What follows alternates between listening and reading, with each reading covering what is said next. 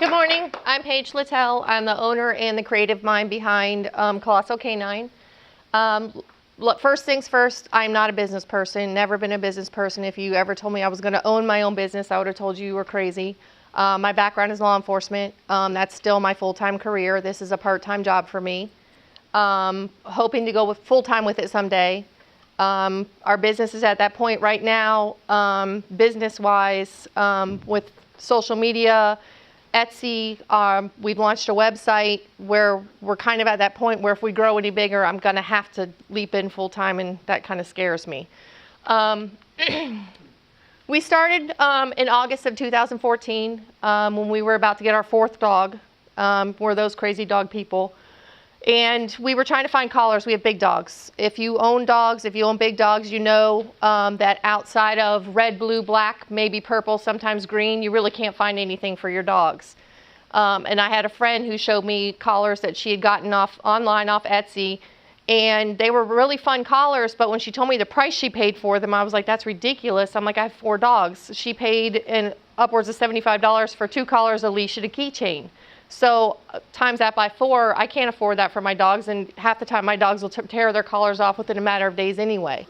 So I looked at the way that the collar was constructed, went online, did a little research, and I started making my own collars for my dogs. My partner in crime, George, he's like, babe, he's like, you could probably sell these. And I'm like, no one's going to want to buy these collars from me. And he's like, well, let's see. So we launched it on Facebook, and there was interest there. So we were pleasantly surprised, and people started contacting us, wanting to know how to order them, what they could do, you know, send them their measurements. So I started buying the different supplies and making all kinds of collars. On September 12, 2014, I went on sunbiz.org and registered us as a real business. So that's when we actually launched. This was the 4th dog that we got. This is Blitz. Blitz came to us, he's a working line Belgian Malinois, and he was not in a very good situation that he was coming from. So we took him into our home, and we began to realize he was a little bit too much dog for us. So with the help of a really good friend of ours that's a trainer, we ended up donating Blitz to Lafayette County Sheriff's Office, and he now actually works the road in Chiefland for Chiefland Police Department. And we know that a lot of the local law enforcement agencies, especially in this area, don't have a lot of money to work with. They don't have large budgets. So we do a lot of outreach for local law enforcement. We donate a lot of equipment to them. When I'm testing something out that I want to try new, I'll give to one of the canine guys, because if their dogs can handle it, if our product can handle their dog, our product can handle anybody's dog. So we began in January 2015, and that's when we started helping the local agencies with gear. Now we're hooked up with partnership with the dogdaysproject.org, and we're working with them to help provide life-saving equipment for the dogs. A lot of people think it's really sexy, the bulletproof vest, the stab-proof vest. That's not what's going to save dogs. The most important thing right now they need for dogs, and you read about it in the paper all the time, are the heat-sensing devices for the cars. So especially in Florida, your dog's not going to wear a bulletproof vest in Florida. It's just too hot.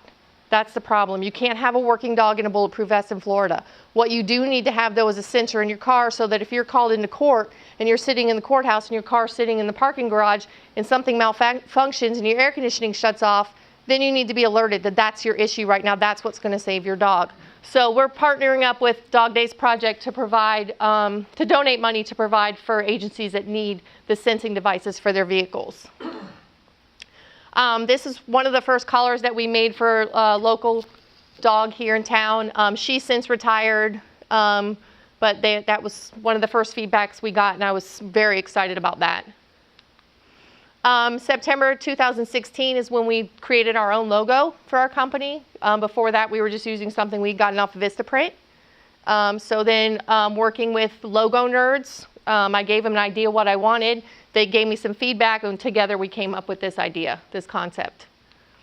In October 2016, we did a breast cancer collaboration with Working Dog Dry Goods, which is an established company that makes products for working dogs. And they had contacted me and said that Police Canine Association out of Ohio had been in touch with them and wanted to do something for breast cancer for all of their dogs. So we ended up doing 30 collars like this, and they went out to all the members of Police Canine Association, and all the dogs were outfitted with them. November 2016, we began using social media a lot more, especially Instagram. And January 2017, Working Dog Dry Goods began carrying some of our merchandise online. September 17th is when we launched on Etsy. October 4th, we began using heat-treated vinyl to do a lot of personalization on the collars, so we can put names, address, or names, phone numbers, whatever you want. And October 19, 2017 is when we launched our website. January 19, 2018, we teamed up with Ramirez Canine.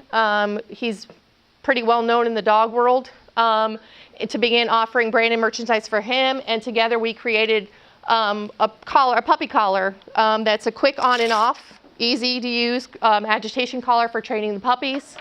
And now he and I are going to get together the next few weeks and start working on a harness concept. Here's a little bit of what we've been able to do. Okay. In April of 2017, we teamed up with the Small Animal Clinic up in Gainesville and offered a trauma class for law enforcement. It was attended by Marion County Sheriff's Office, Ocala Police Department. We had Gainesville Police Department and University of Florida Police Department were there as well. And then this past February, we just helped organize a high-risk deployment seminar with Torchlight Canine out of Oklahoma. Usually quarterly or more. I try to do surprise giveaways on Instagram for the canine officers that follow us. I'll usually send them some kind of little goodie bag, just a collar, patches, something fun just to surprise them with. Oh, wrong way. And for future plans, we want to increase our working dog line. We want to begin producing products made with biothane and possibly leather. We want to add more swag gear online, hats, t-shirts, patches, and eventually we would love to open a shop specializing in high-end dog foods and products like that. And that brings me to questions.